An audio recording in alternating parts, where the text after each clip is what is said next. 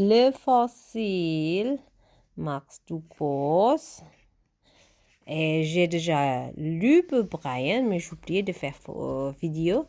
Mais à la fin, je peux lire ça. J'ai pas encore lu, d'accord? Regardez. Oui, regardez ça. C'est grand là. Hein? Ok? C'est Cheyenne est aussi là.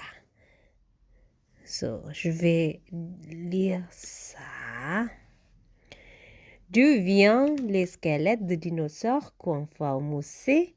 Le mot dinosaure, du grec dénois et saurus, veut dire terrible lézard.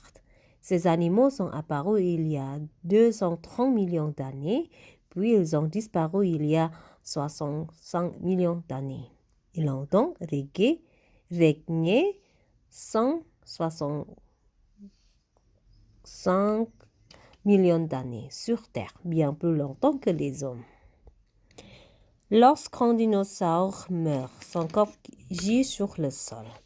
La peau et les organes, les parties molles, sont vite mangés par le charognard et les bactéries. Seul reste le squelette ou les parties dures.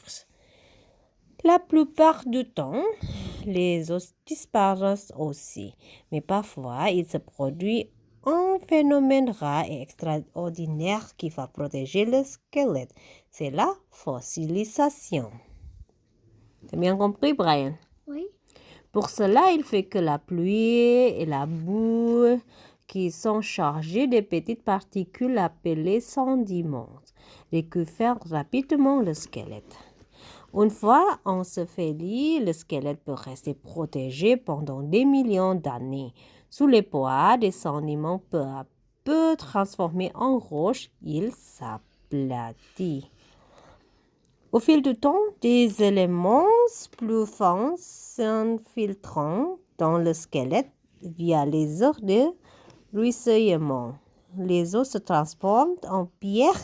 C'est la minéralisation, dernière étape de la fossilisation.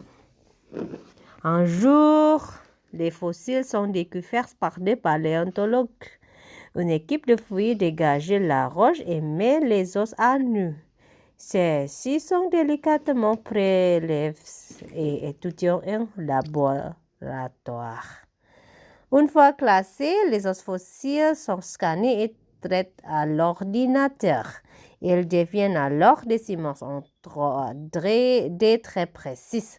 On peut ainsi continuer à les étudier de près à l'écran sans risquer d'abîmer les fossiles d'origine qui sont conservés à l'abri.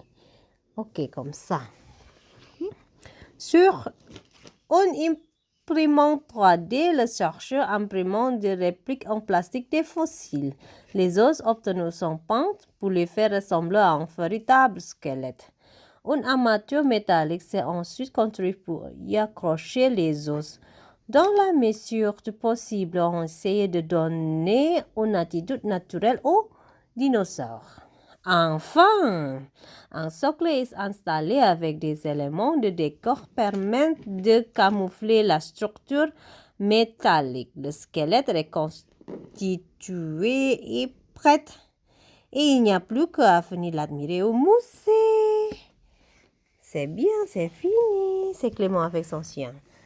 C'est bien, Brian? Oui. Au revoir.